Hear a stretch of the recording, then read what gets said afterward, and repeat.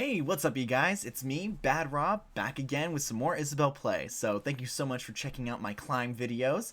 Today we did a little bit of descending, not so much climbing. I've unfortunately dropped about 1,000,000 GSP from where I was a couple videos ago. And I don't know, that's just the name of the game. You know, sometimes while you're playing online, you just get put up against some really strong matchups against you. So like for me, like Kirby, Jigglypuff, Pikachu, Pichu, those can be really tricky matchups. Not unwinnable, but you know, when you're playing at such a high GSP, you're playing against some really strong competitors. So just got beat out a little bit. So, but I am thankful for that. I want to be playing really strong opponents, and that's how you get better. So today we're going to be looking at some losses and one win, and talking about how do you analyze these games and how do you overcome those situations that are really difficult and what you can do better. So you can learn sort of how to analyze your mistakes and improve. So let's begin. Alright, so first game is me against a Jigglypuff. So what's tricky about playing a Jigglypuff? So Jigglypuff is so aggressive. Like as you see on the screen, they are just chasing me across the stage. You know, we're only like 20 seconds in and I'm already at 61%. So they're very oppressive and they will follow you and they will try to read you out if they can. So this is how I sort of start to counter it in this game. They're in the air constantly, but see right here, I'm constantly poking them out with my slingshot or catching them with my fishing rod.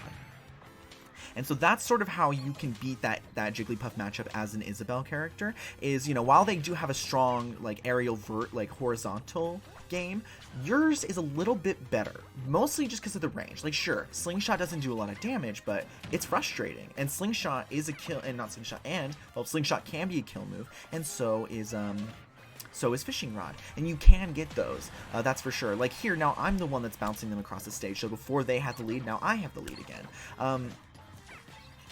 And so just learning sort of, and right there they can't fall into a mine too, so don't forget to plant those mines. I think if I planted more mines in this game, I would have had a little bit more luck as well, but yeah, so Slingshot and Fishing Rod are really powerful in this matchup, but there's a few things you just have to watch out for when you're playing against Jigglypuff. So see, that right there is like a little trick. If you recover normally onto the stage, like a roll or something like that, they will just follow you through the air and still get a sort of aerial attack on you. So hold on to the ledge a little bit more, maybe do a get up attack or something like that. You have to just mix it up a little bit because they will just follow you and sort of nickel and dime you that way. But see right there, it's pretty easy to sort of keep you know, them at distance, and because that's what you need. You need distance as Isabelle. Isabelle isn't like super strong up close. I mean, she has some great moves like Nair and like forward tilt, back tilt using her umbrella, but you want to try to keep some room between you and the enemy. You want to plant your mines. You want to be able to use your fishing hook at a range. There's just certain things that work better for Isabelle, and so when you're playing against a character like Jigglypuff that, as you can see, is just chasing me down, you have to be really careful. So I managed to get back to the stage right here, and I just need to reset myself up to be doing keeping them at distance. That's really the name of the game, is just keeping them at bay, because they're always going to be jumping, always be in the air. Like, you can get some slingshots, but you got to land them, and you have to sort of like predict their movements, and you got to be careful not to throw out slingshot off the stage all the time, or not slingshot, fishing rod. That just tends to be my sort of go-to. Oh, my apologies. That tends to be my go-to when I'm playing, is when I get off the stage, I want to throw out the fishing rod because it's a good way to cheese. People don't expect it, and it can secure you a kill. It can really turn an edge guard around. But it's just, you gotta have the certain times. You gotta know when is a good time to do it. And how do you know? Just experience. So now I know when I play against another Jigglypuff, like, and if they're coming for me off the stage, I need to just slingshot them or do something else, because fishing rod's probably not the answer. And right there, for example, I'm like, oh, they whiffed a rest. What should I do? And I was like, just do something. And so I used fishing rod when it should have been a smash attack, no doubt. So that's just experience. Won't do it again. But I still do manage to catch them out with the fishing rod. And hey, at 65%, I've had greater comebacks before. So I know I can do this. And I know that my strategy of just keeping them at bay via aerial forward airs is working. So that's what I'm just trying to capitalize on, because they don't seem to have an answer for it other than just wait for an opening. But as long as I can keep distance and continue to sort of slaughter them with aerial attacks, then I think I can do this thing.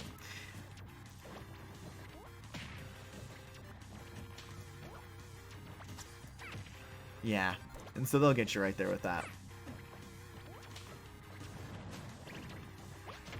I was really lucky during this game to outread their smash attacks and just to be able to avoid them. Right there, I think fishing hook onto a Jigglypuff that's doing lullaby. I think that's the move, or song, or sing, or whatever the move is. I think that's the move. But what's not the move is using fishing rod, especially since they already punished me before.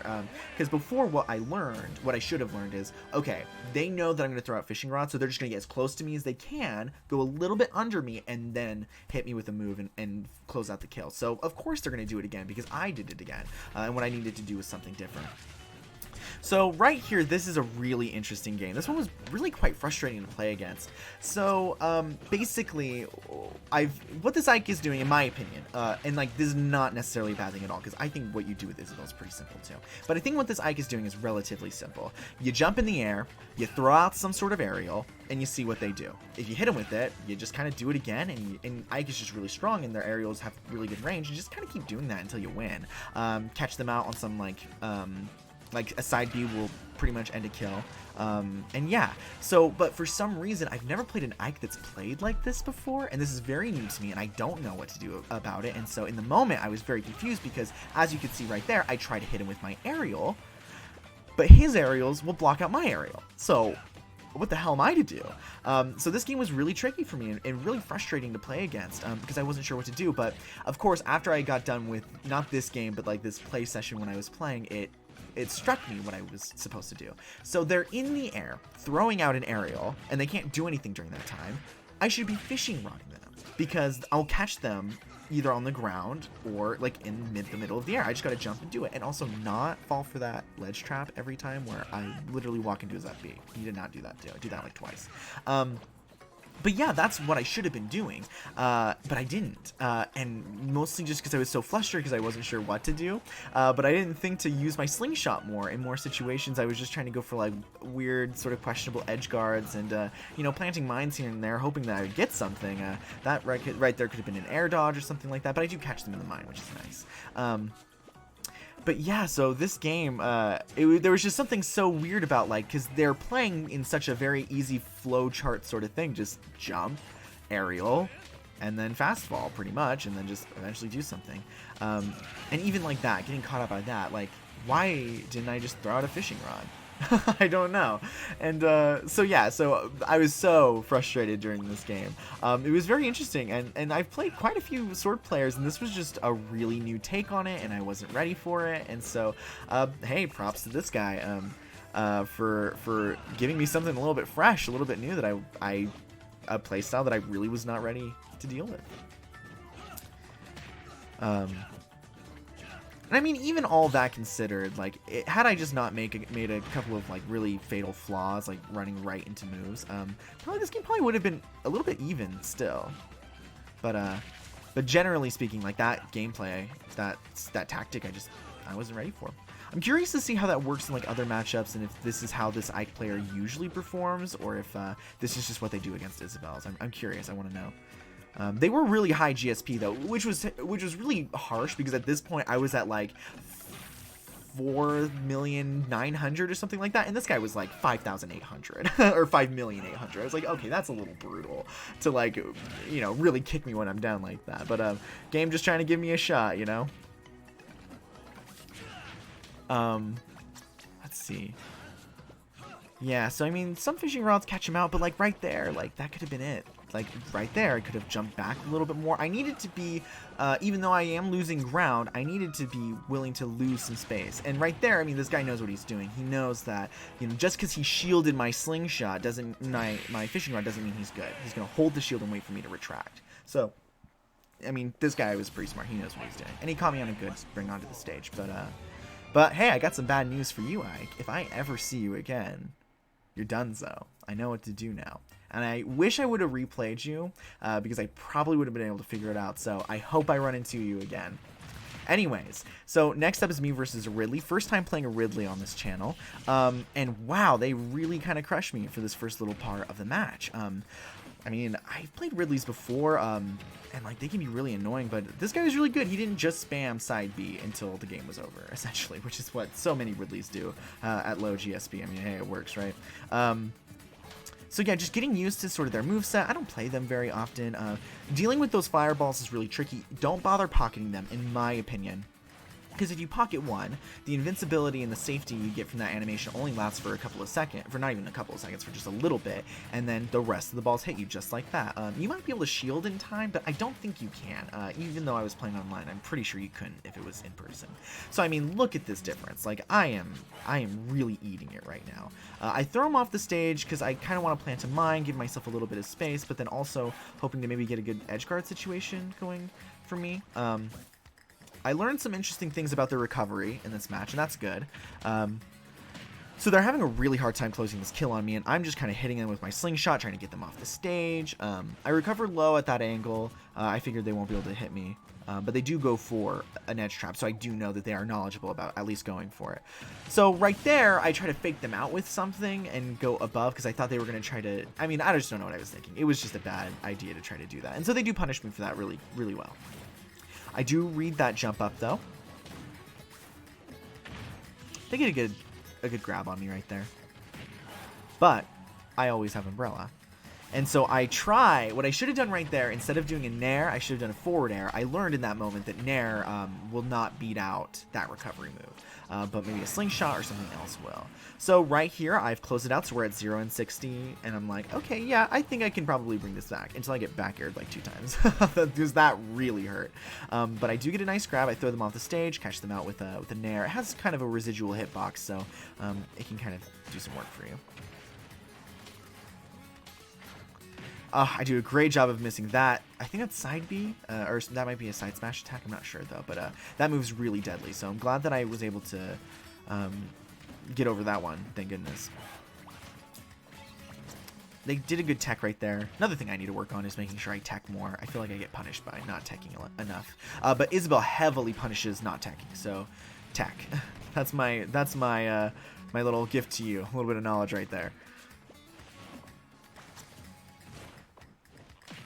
An interesting air dodge. Not sure why they did that, but I'm keeping this going, even though I'm at a pretty high percentage. Like, they're just having a hard time closing this one out, and my slingshots are pretty punishing. I'm able to, so I should have down aired up smash. I don't know if I'd be able to react and do it fast enough online, but down air up smash, that might be a move to investigate. I'm not sure, but it might be.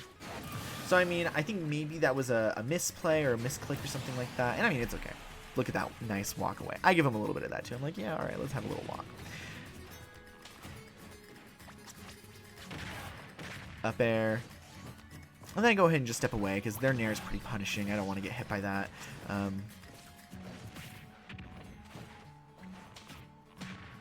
Yeah. I should have fast followed those. I don't know why I didn't, but that's okay. Not getting the long slingshots, and I was actively trying to get them too, so just some misinputting, maybe just some like delay just from the internet and stuff like that, but yeah, that was pretty disappointing to get that misinput, because I feel like that could have gotten them right there. Yeah, so a little mistake on their part going in. They should have gone in for a grab. Like, of course I'm going to shield. What else move do you do except maybe get hit? So I throw them off the stage again. And I try to go for an air, but I see that they avoid it, but I have another jump, and I mean, where are they going to go? I mean, they got to try to get up to the stage somehow, so I go ahead and just catch them with a quick little back air right there and close out the game. But an excellent game from that Ridley, though. That was a very fun match and a good introduction to playing against them. But yeah, so, you know, I think one thing about all these games that was interesting is that all of them found me at moments where I was behind and sort of trying to make that comeback, you know. And that Ridley game shows that you can, you know, like, you can get pretty smashed at the beginning, but if you figure out how to start reading the player, if you figure out what moves you can do to make this match work for you, you can turn a game around. And you won't always, but it just goes to show, like, hey, if you're a stock down, you know, don't give up. Like, figure out the moves that are going to work. You can make it happen. So yeah, don't get too discouraged, and don't get caught up at too cheesy of play, okay? Listen, I'm the one that's supposed to be doing the cheese on the channel, all right? So so don't be coming into these replays cheesing me, all right? Excellent stuff though today from all the players. Very impressed, and I feel like I got a lot of good, like, learning and good information out of these games. So thanks for taking the time to watch this video. If you want to be in one of my videos, I don't know, just play online and maybe we'll run into each other one of these days. I'm Bad Rob YT on Smash, and so you'll find me on there. Anyways, have a good day and happy holidays, and don't stand too close to the ledge.